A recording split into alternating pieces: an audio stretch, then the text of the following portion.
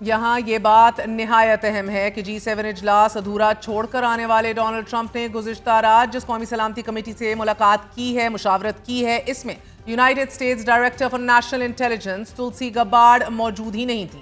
تازہ ترین اطلاعات کے مطابق ایران کی جوہری اور عسکری تنصیبات پر حملوں کے بعد اسرائیل نے آج تہران میں کم از کم 40 اہداف کو نشانہ بنایا ہے۔ گزشتہ روز امریکی صدر ڈونلڈ ٹرمپ کی جانب سے ایرانی سپریم لیڈر کو قتل کرنے کی دھمکی کے بعد آج ایرانی سپریم لیڈر آیت اللہ خامنئی نے بھی اپنے پہلے خطاب میں کہا ہے کہ ایران کبھی بھی کسی بھی صورت میں سرنڈر نہیں کرے گا، اور اگر کسی کو بات کرنی ہے تو وہ ایران آئے، میں تو وہاں نہیں جا سکتا۔ سرکاری ٹیلی ویژن پر قوم سے خطاب میں آیت اللہ خامنئی کا یہ کہنا ہے کہ امن یا جنگ ایران پر مسلط نہیں کی جا سکتی۔ دانشمند لوگ جو ایرانی قوم اور اس کی تاریخ کو جانتے ہیں وہ اس قوم سے دھمکی آمیز زبان میں کبھی بات نہیں کریں گے، کیونکہ ایرانی قوم ہتھیار نہیں ڈالے گی۔ آیت اللہ خامنئی نے یہ بھی کہا ہے کہ اسرائیل نے ایران پر حملہ کر کے سنگین غلطی کی ہے جس کی اسے سزا ملے گی۔ صدر ٹرمپ کے بیان اور ایرانی سپریم لیڈر آیت اللہ خامنئی کی تقریر کے بعد بی بی سی نے اپنے تجزیے میں لکھا ہے ناظرین کہ دونوں رہنماؤں کی تقریر کے بعد یہ امیدیں اب ختم ہو گئی ہیں کہ ایران امن کا راستہ تلاش کرے گا، اور تجزیے میں یہ مزید کہا گیا ہے کہ ایران شاید اب کمزور ہو گیا ہے لیکن ایران اب بھی امریکہ کو نقصان پہنچانے کی صلاحیت رکھتا ہے۔ اگر امریکہ ایران پر حملہ کرتا ہے تو خطے میں موجود متعدد امریکی فوجی اڈے تہران کی ہٹ لسٹ پر ہوں گے۔ بحرین میں مینا سلمان میں امریکی بحریہ کی 5th فلیٹ کا ہیڈ کوارٹر ہے، اور یہ مقام عراق اور کویت میں متعدد امریکی اڈوں کے ساتھ ایران کے اہداف میں شامل ہو سکتا ہے۔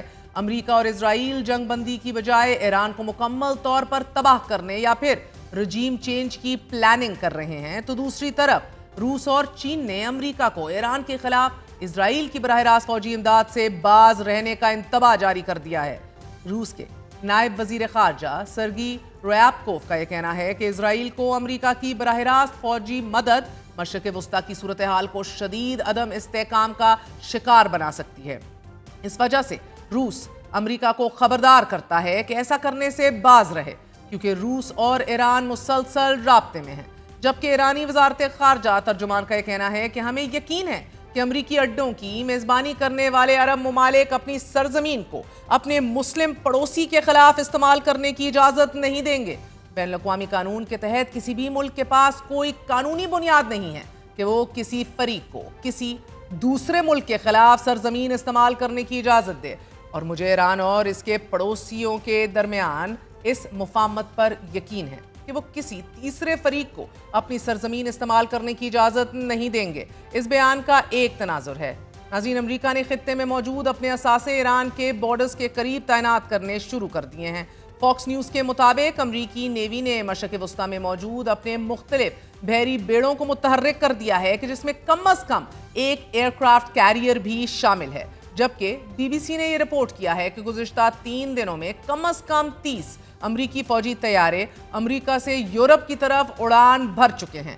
اس نیول اور ایئر فورس موومنٹ کے بعد خدشہ ظاہر کیا جا رہا ہے کہ امریکہ ایران کے زیر زمین جوہری ہتھیاروں اور انڈر گراؤنڈ ٹنلز کو نشانہ بنانے کے لیے مدر آف آل بامز یعنی کہ GBU-43B یا پھر تقریباً 14,000 کلوگرام وزنی GBU-57 کو استعمال کر سکتا ہے۔ واشنگٹن پوسٹ نے آج ہی اسی بم سے متعلق اپنے تجزیے میں لکھا ہے کہ ایران اسرائیل کا مقابلہ کرتے ہوئے سخت موقف بھی اپنائے ہوئے ہے۔ ایسے میں امریکہ بھی اب اس تنازع میں کود چکا ہے، اور امریکہ کا پورا فوکس یہ ہے کہ ایران کی زیر زمین نیوکلیئر سائٹس کو نشانہ بنایا جائے کہ جنہیں کنونشنل ویپن سے نشانہ نہیں بنایا جا سکتا، اور اس ہدف کو حاصل کرنے کے لیے 3,000 پاؤنڈ یعنی کہ تقریباً 14,000 کلوگرام وزنی بنکر بسٹر بم ہی کارآمد ثابت ہو سکتے ہیں۔ امریکی ایئر فورس کے مطابق B-2 بومر سے گرایا جانے والا یہ بم 200 فٹ کی گہرائی تک ہدف کو نشانہ بنا سکتا ہے۔ واشنگٹن پوسٹ کے مطابق امریکہ ان بموں کی مدد سے ایرانی شہر قم کے قریب واقع فردو نیوکلیئر سائٹ جس میں 60% تک یورینیم انریچمنٹ کی جا سکتی ہے، اس کو نشانہ بنا سکتا ہے۔ اسی طرح دی نیو یارک ٹائمز نے اپنی خبر ایران's best protected nuclear site is deep underground میں یہ لکھا ہے کہ چونکہ इसराइल के पास इंतहाई गहराई में वाक़ ईरानी जोहरी तंसीबात को निशाना बनाने के लिए कोई ऐसा हथियार नहीं मौजूद, तो ऐसे में सिर्फ अमेरिका ही उन पर हमला कर सकता है, और वो भी सिर्फ GBU-57 बॉम्ब के जरिए यह हदफ हासिल हो सकता है। मगर पेंटागन सेंट्रल कमांड के साबिक कमांडर जनरल केनेथ मैकेंजी समझते हैं कि अमेरिका के लिए इस बम का इस्तेमाल करना इतना आसान नहीं होगा कि जितना तसव्वुर किया जा रहा है, क्योंकि सबसे पहले ट्रंप को B-2 स्टेल्थ बॉम्बर्स की तैनाती का हुक्म जारी करना होगा, और अगर वो ये हुक्मनामा जारी कर भी देते हैं तो इसके बाद कुछ ऐसे टेक्निकल और हाईली क्लासिफाइड चैलेंजेस हैं कि जिनका सामना हमले की सूरत में उनको करना पड़ेगा। नाज़रीन, अगर माजी को देखा जाए तो अमरीकी आशीर्वाद से नेटो ने 90 की दिहाई में युगोस्लाविया पर बमबारी की, और ये अमेरिका का तरीकाकार रहा है कि पहले कि जिस मुल्क में उसने रजीम चेंज करना होती है उसे मुकम्मल तौर पर तबाह कर दे और फिर जमीनी फौज से उस मुल्क पर कब्जा कर ले। ऐसा ही इराक अफगानिस्तान में भी देखा गया।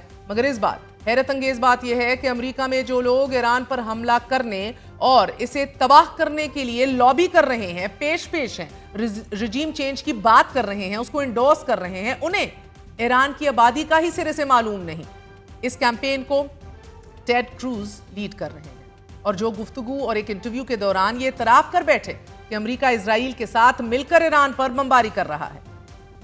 4 दिन कबल तक ईरान और अमेरिका के दरमियान न्यूक्लियर डील के लिए मुज़ाकरात होते रहे। अमेरिकी इंतजामिया के अहम ओहदेदार ईरानी क़यादत से मिलते रहे, जबकि छठा दौर भी गुज़िश्ता हफ्ते ही होना था नाज़रीन। मगर नेतन्याहू मुसलसल अमेरिका ईरान डील के खिलाफ बयानबाजी करता रहा और अमेरिका को यह बावर करवाता रहा कि इजराइल किसी सूरत इस डील के हक में नहीं है। और आज अमरीकी सदर, कि जिनकी सदारत को अमेरिका में आई डोंट नो प्रेसिडेंसी भी कहा जाता है, उन्होंने बिल आखिर हाथ उठा लिए और इतराफ किया कि I have had it, nobody knows what I am gonna do.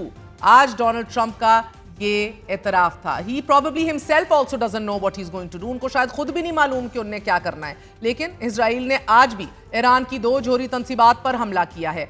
IAEA के मुताबिक आज इजराइल ने कराज और तेहरान न्यूक्लियर रिसर्च प्रोजेक्ट्स पर हमला किया है। ईरान मुसलसल मौक़िफ़ अपनाए हुए है कि एनरिचमेंट करना ईरान का हक है।